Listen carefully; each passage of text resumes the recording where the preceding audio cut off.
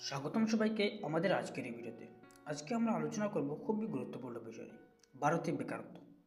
এটা এমন একটা সমস্যা যেটা আমাদের দেশের লক্ষ লক্ষ মানুষের জীবনকে প্রভাবিত করছে। আপনি কি কখনো ভেবে দেখেছেন যে কেন এত শিক্ষিত যুবক যুবতী আজও কাজ খুঁজছে? আজ আমরা এই সমস্যার কারণ, প্রভাব আর সমস্যার সমাধান নিয়ে আলোচনা করব। তাহলে চলুন শুরু করা যাক। ভারতের বেকারত্বের বর্তমান চিত্র। প্রথমে দেখে নেওয়া যাক বেকারত্বের হার। সম্প্রতি তথ্য অনুযায়ী ভারতের বেকারত্বের হার বেশ উদ্বেগজনক। বিশেষ করে গ্রামাঞ্চল আর শহরাঞ্চলের মধ্যে এই সমস্যা একটু আলাদা। শহরে যেখানে শিক্ষিত যুবকের মধ্যে বেকারত্ব বেশি, সেখানে গ্রামের কৃষি আর অপ্রতিষ্ঠান কাজের অভাবে মানুষ কষ্ট পাচ্ছে। আপনারা জানেন কি, প্রতি বছর লক্ষ লক্ষ ছাত্রছাত্রী গ্র্যাজুয়েশন শেষ করছে, কিন্তু তাদের জন্য পর্যাপ্ত চাকরি নেই। এটাকে আমাদের শিক্ষা ব্যবস্থা আর অর্থনৈতিক দুর্বলতার ইঙ্গিত দেয় না? এবার আসি কারণের কথা। প্রথম, জনসংখ্যা বৃদ্ধি। আমাদের দেশে প্রতি বছর কোটি কোটি মানুষের কাজে বাজারে প্রবেশ করছে, কিন্তু চাকরির সমস্যা নেই, তুলনায় বাড়ছে। দ্বিতীয়ত, শিক্ষার সঙ্গে দক্ষতার অভাব। আমাদের পড়াশোনার অনেক সময় শুধু ডিগ্রি নেই, কিন্তু বাস্তব জীবনে কাজের প্রয়োজনীয় দক্ষতা নেই।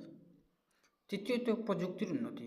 যদিও প্রযুক্তি আমাদের দেশে সহজ করছে, তবুও অনেক ক্ষেত্রে এটা মানুষের কাজ কেড়ে নিচ্ছে। আর শেষ, অর্থনৈতিক মন্দা আর সরকারি নীতির গঠিত এর জন্য দায়ী। বেকারত্ব শুধু একজন মানুষের সমস্যা নয়, এটা পুরো সমাজের উপর প্রভাব ফেলে। যুবক যুবতীরা যখন কাজ পায়, তখন তাদের মধ্যে হতাশা, মানসিক চাপ বাড়ে। অনেকে অপরাধের পথে চলে যায়, পরিবারের আর্থিক অবস্থা খারাপ হয়, আর দেশের অর্থনীতি পিছিয়ে যায়। আপনারা কি মনে করেন না যে এটা আমাদের সবার জন্য একটা বড় চ্যালেঞ্জ? তাহলে কি করা যায়? প্রথমত, শিক্ষা ব্যবস্থা পরিবর্তন আনতে হবে।